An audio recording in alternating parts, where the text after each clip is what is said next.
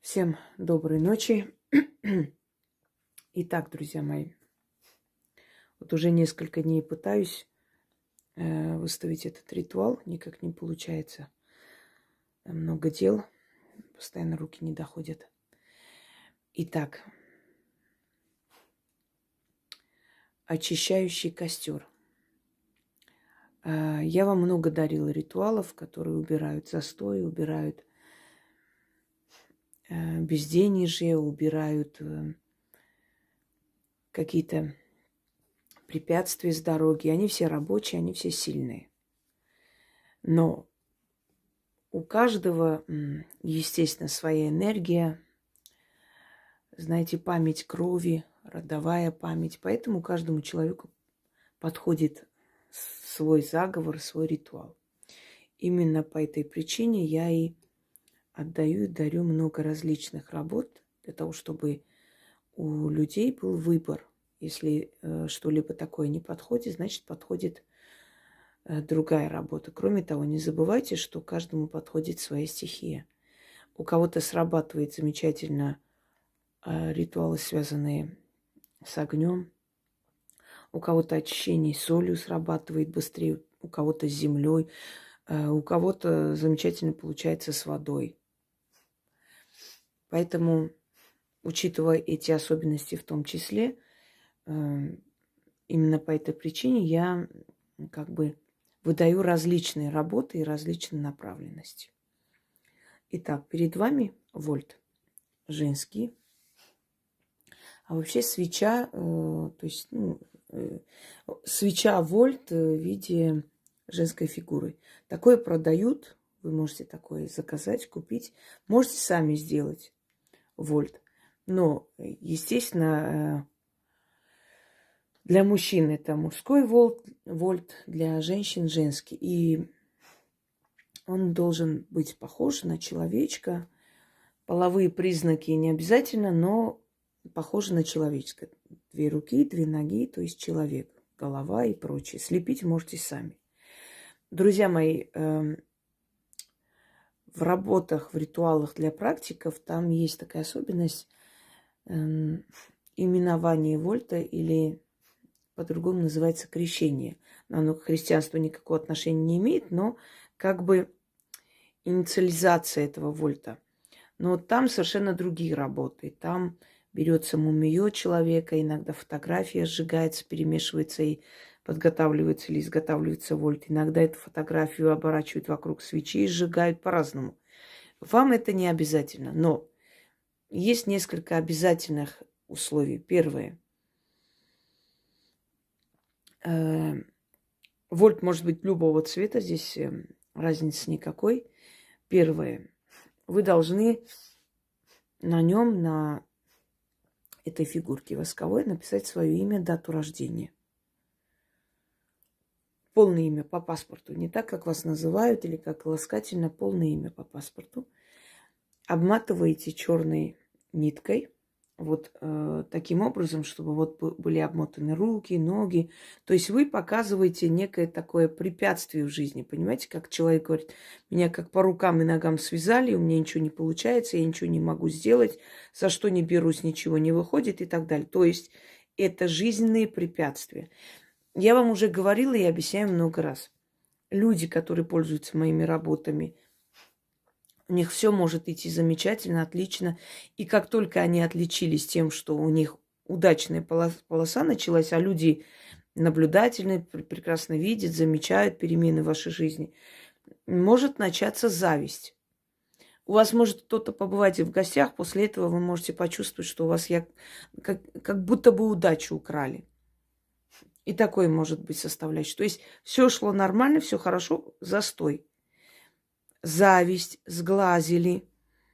Вы сами себя сглазили, лишнего начали говорить, а удача любит тишину, поменьше говорить и болтать. Ой, так хорошо, все у меня получилось. Прекрасно, замечательно. Нет, когда вы делитесь результатом, это совершенно иное. Потому что вас не знают, не знают, как вас зовут, даже узнают, вас не видят воочию. Слушают ваш рассказ. Это вдохновляет человека. А когда ты показываешь там бриллиантовое кольцо кому-нибудь из своих подруг, как там, заядлых подруг. И говоришь, вот мой муж подарил на день рождения или там на 20-летие совместной жизни и все прочее. У них глаза сверкают, кривая улыбка. Мог бы и получше подарить, а сами думают, а мне даже такое не дарили. И после этого раз и у вас все остановилось. Это совершенно иное. Это все означает, что чужая, черная, негативная энергия просто пришла в вашу жизнь и приостановила все. Это имеет место быть. Так вот, в таких случаях, вместо того, чтобы переживать, плакать, сидеть там, биться об стены, что у меня все было хорошо, и что теперь делать, берете и делаете подобные работы, которые вам даны. О черной зависти есть ритуал, есть жечь застой, да. Что еще у нас? Убрать нищету, изгнать горемыку и так далее. Очищайтесь обязательно от этого. И после только проводите ритуалы на удачу и прочее. Потому что пока вы не изгоните энергию, эту черную энергию, да, привлекать что-либо, ну не то, что бесполезно, сработает очень слабо. Итак, соль, которая всегда символизирует очищающую материю, потому что соль, он вбирает в себя всю вот эту вот черноту, черную энергию, поэтому солью очищались испокон веков. И соль стоила очень дорого, поэтому, знаете, соль была сродни серебру. И поскольку вот это такой дорогой продукт, когда-то, некогда, из-за соли иногда бунт поднимали. Вот такой вот дорогой продукт, он редко находился, то есть тяжело добывался и был очень дорогой. И считалось, что если жертвуешь духом такую дорогую, ну не вещь, а дорогой материал, дорогой продукт, ингредиент, значит, эта жертва будет принята. И тем более, что кристаллы соли обладают очищающей энергией, силой. Соль, вольт в виде человека можете слепить сами. Значит, нужно обмотать черной шерстяной ниткой, обязательно из шерсти, не другой. В других ритуалах подходят другие. Здесь именно шерсть. Далее. 6 черных восковых свечей. Прошу не спрашивать у меня, где найти, а что делать, а можно ли фломастером красить. Нет. Воск должен быть черный, у него особая энергия. И работать сильнее. Я здесь сделала по стилю своей прабабушки. Она ставила свечи в зерно или в пшено, или в ячмень, одним словом. Считалось, во-первых, они лучше держатся, и считалось, что вся темная черная энергетика поглощается ячменем, а потом она это все, естественно, выкидывала. И знаете, что самое интересное? Обычно ячмень, когда кидаешь, или пшеницу, прорастает. Везде прорастает. А вот после этих чисток и прочее из-под свечей не растет. Такое ощущение, что из них вытягивалась жизненная сила, энергия жизни. Это все серьезно, это все реальность, это все есть, это все испокон веков было, это все работает. И поэтому ко всему этому относитесь серьезно. И соблюдайте все эти меры предосторожности, которые вам сказаны, и все вот эти особенности ритуалов и, скажем так, все условия, если вы хотите, чтобы у вас получилось. Это так, просто для освещения, чтобы лучше было видно все действия, которые я делаю. Итак, вот таким образом, значит, зажигаем 6 свечей, потом зажигаем сам вольт. И он должен полностью растаять, вместе с этими всем должен сгореть. И, значит, все это уйдет, естественно, в соль. И после того, как мы 6 раз прочитали, мы ждем, пока этот вольт догорит. Потом это все вместе с 6 огарками свечей Все это кидаем. Ну, свечи можно потушить, когда вот прям догорит до этого предела. Естественно, можно потушить. Главное, чтобы основная часть сгорела. Это пшено вы поставите или 6 подсвечников, не имеет значения. Значит, вытаскивайте только свечи вместе с этой солью и с растаявшимся вольтом. Это все нужно перевернуть, черную материю. Вы можете использовать старые свои алтарные ткани. Вы же для чисток берете черный цвет, да, черные ткани. Вот, сохраните их, не кидайте, не выкидывайте. И можете потом в этих ритуалах использовать, когда нужно там, значит, в черную материю выносить, там оставлять. Вы можете вот эту материю использовать, потому что, во-первых, там уже грязно, там обожжённое, все такое, время от времени ткань меняется. И, во-вторых, она поглощает всю эту черноту, естественно, его просто хранить нет смысла ни для каких дел. А вот для таких вот работ, для таких чисток выносить, он замечательно подходит. То есть этот материал можете использовать в таких вот целях. Зажигаем вольт. Вы можете этот вольт слепить из скольких свечей хотите. Как вам удобно его слепить, так и слепите. То есть если вам 5 свечей понадобилось, можете все. Главное, чтобы наверху был фитиль, чтобы эта свеча общая, уже вольт свеча, она начала гореть, что она горела. То есть приспособьте. Или закажите, есть такие, ну сейчас таких магазинов магии, мне кажется, везде полно. То есть даже тут искать не нужно. И везде есть подобные, скажем, атрибуты, свечи, все, что нужно для подобных работ. Сейчас все есть. Раньше люди своими руками все делали, передавали заодно и свою энергию. Сейчас можно готовые купить. Знаете, по силе равны ли? Если правильно сделаете ритуал, в принципе, особой разницы нет. Главное здесь сделать правильно. Читайте 6 раз. Когда будете читать, будет такое ощущение покалывания, как будто вот по лицу вот проходит, как комары кусают. Начинает вот это вот покалывание всего тела, лихорадить начнет, может затошнить, может вырвать, потому что вы отрываете от себя эту черную энергию. И после станет легче, намного легче. И вот это ощущение безысходности, беспомощности, отчаяния иногда, опускаются руки. Согласитесь, когда у человека вроде все шло хорошо, в какой-то момент все встало. Или какое-то дело вот уже должно получаться, и ни в какую, просто как пробка образовалась, и не пробьешь эту стену. Вот в таких случаях это все очищать. В течение 2-3 дней все встает на свои места. Если все сделаете правильно. Выносить можно на следующий день, или в тот же вечер, или тот же день. Значит так, про Луну не спрашиваем.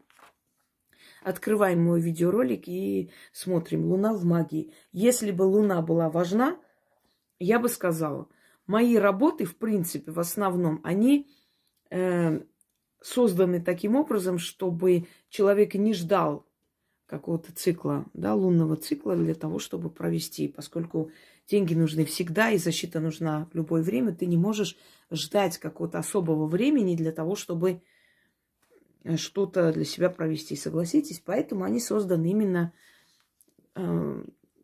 такой стиль называется уникальный, который подходит в любое время и прочее. Но проводить можете в любой день, но старайтесь в праздники и на выходные такие чистки не проводить, потому что у праздников и у выходных отрицательная энергия.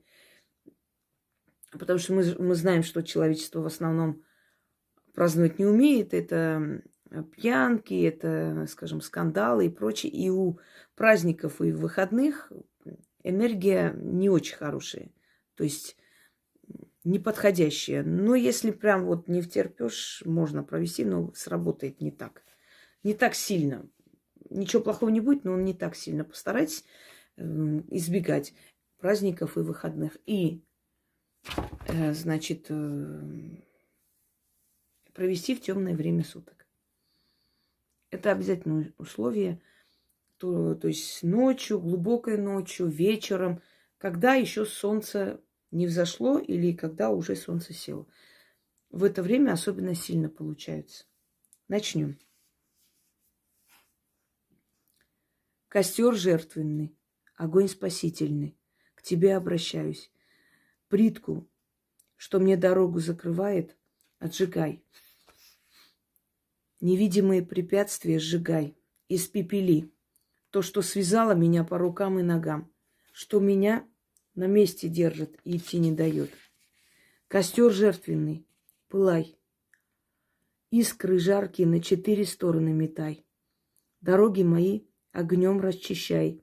Закрытые пути мои открывай. Сгори нищета, сгори маята, сгори застой. Обратись во прах. Как дым уходит неудержимо, так неудержимо уйти неудача. За черные горы, за бесплодные пустыни, где люди не ходят, где гады не ползают, где кони не бродят. Сгори плитка, черная нитка, сгорите препятствия, дорога откройся, дорога откройся, дорога откройся. Свершилось, заклято. Костер жертвенный, огонь спасительный, к тебе обращаюсь. Плитку, что мне дорогу закрывает, отжигай. Невидимые препятствия сжигай. Испепели то, что связало меня по рукам и ногам, что меня на месте держит и идти не дает. Костер жертвенный, пылай, искры жаркие на 4 стороны метай. Дороги мои огнем расчищай, закрытые пути мои открывай. Сгори нищета, сгори маята, сгори застой, обратись во прах. Как дым уходит неудержимо, так неудержимо уйди неудача. За черные горы, за бесплодные пустыни, где люди не ходят, где гады не ползают, где кони не бродят. Сгори, плитка, черная нитка, сгорите препятствия, дорога откройся, дорога откройся, дорога откройся. Свершилось, заклято.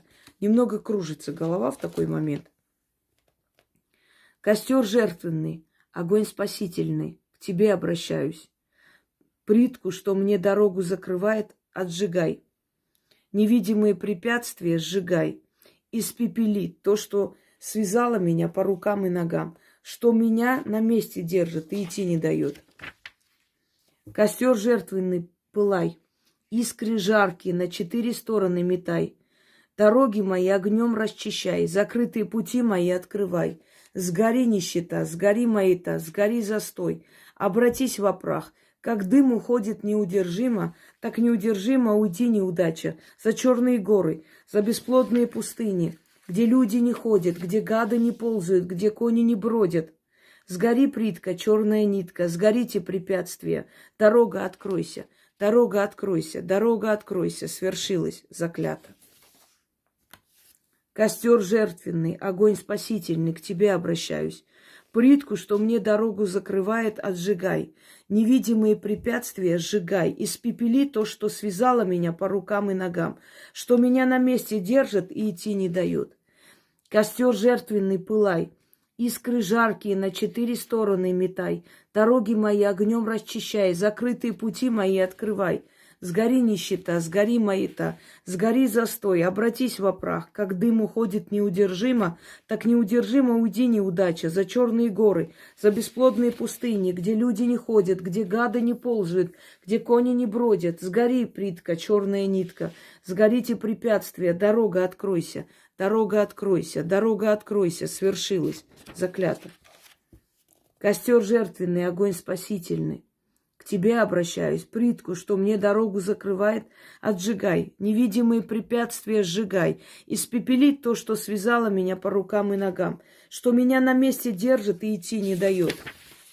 Костер жертвенный, пылай, искры жаркие на 4 стороны метай. Дороги мои огнем расчищай, закрытые пути мои открывай. Сгори нищета, сгори маята, сгори застой, обратись во прах. Как дым уходит неудержимо, так неудержимо уйди неудача. За черные горы, за бесплодные пустыни, где люди не ходят, где гады не ползают, где кони не бродят. Сгори, плитка, черная нитка, Сгорите препятствия, дорога откройся, дорога откройся, дорога откройся, свершилась, заклято. По-моему, 6 раз прочитал. Но учтите, если вы возьмете вот такую свечу, эта свеча будет гореть долго. Поэтому это тоже учитывайте, на всякий случай. Всем удачи, всех благ и пользуйтесь, меняйте свою жизнь. Все в ваших руках.